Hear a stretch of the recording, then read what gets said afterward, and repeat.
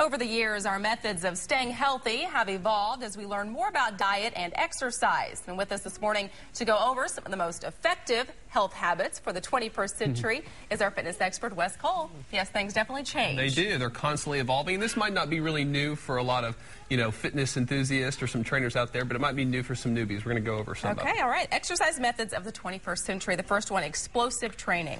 Well, the thing about explosive training, the first thing that comes to mind is elite athletes or, professionals, but that couldn't be further from the truth. Explosive training is for just about everybody. Dr. Fred Hatfield, he was the first person to coin the term compensatory acceleration training, also known as CAT training. And basically, he learned that explosive movements can really ignite those white muscle fibers, those fibers that have the biggest capability for growth. Kyle's going to demonstrate here. You can do explosive twist on anything. I like to start off a lot of my workouts with a lot of explosive push-ups, doing stuff like that. And if you're one of those that can do hundreds of push-ups or a lot of push-ups, try doing them explosively. You'll realize just how much harder they are. You can also do them with hammer curls or just basic curls, going up explosively, still coming down with control, but going up explosively. This simple technique, I can guarantee you, will spark totally new gains in your training. Just try it for a couple weeks. I guarantee you won't go back. Thank you, Kyle. I appreciate it. Mix things up a little bit. Mix things up. Feel like you're in a rut. Absolutely. Okay, all right. The next one is no more high rep crunches. Well, the thing about high rep crunches is it's part science and it's also part common sense. If I wanted to get stronger arms, I wouldn't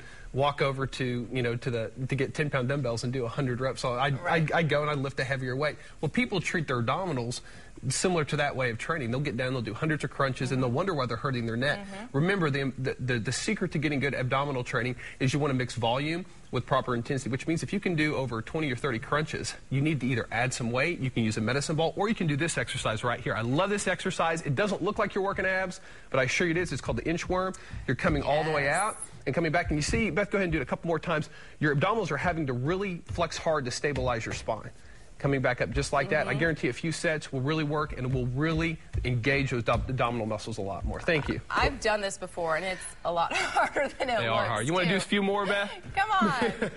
But basically, when it comes to abdominal training, it's quality over quantity. So pick some exercises that make you challenge. All right, the next one, low-calorie dieting. Well, with the 21st century dieting, there's a lot of new concepts and stuff. But then there's some stuff that's just time-tested. There's nothing new about low-calorie dieting. But I assure you, 100 years from now, unless we invent some fancy food, people are going to still having to watch their calories. With all the blood type diets and the protein diets and all these fancy diets out, sometimes it clouds our mind for the simple fact that if you want to lose weight, you have to create a caloric deficit. You have to burn more than you're taking in. And this is the law of thermodynamics. It can't be debated, period. So find a diet that allows you to eat. The good diet for you is the one that allows you to eat less. Just as simple as that, because you really can't get around that fact. So whether it's vegetarian, whether it's protein diet, when push comes to shove, you got to realize that, am I eating more or am I not? So find something that works for you. Find something that works for you. Definitely. Absolutely. All right, good advice. Now time to answer a question from one of our viewers, and this is a question that, Wes, you say you've gotten a lot of comments about. Does diet soda really increase your risk of stroke?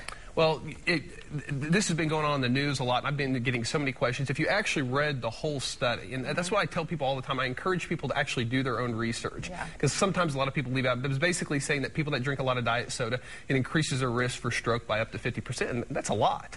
And that's worth looking into. But the thing about it is the study, there's really no definite cause and effect relationship to drinking diet soda and causing stroke. The thing about it is people that drink diet soda, they tend to share some of the negative effects of a lifestyle. They tend to eat more fat in general. They tend to eat more sugar, and that's just really the case. So if you drink diet soda, I wouldn't necessarily panic.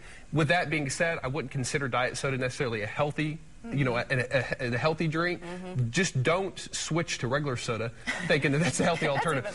A lot of people say, oh yeah, well diet soda is so bad I'm going to drink the regular soda. If you're really interested in your health, I kind of lay off the soda in general and maybe switch to water or teas. It's definitely a better option. All right, good advice. Well, if you have a question that you would like Wes to answer, just go to the Weekend Morning section of our website, kjrh.com, click on the Habitual Health link, or give Wes a call, 749-0960, or visit his gym on 46th, just east of Sheridan.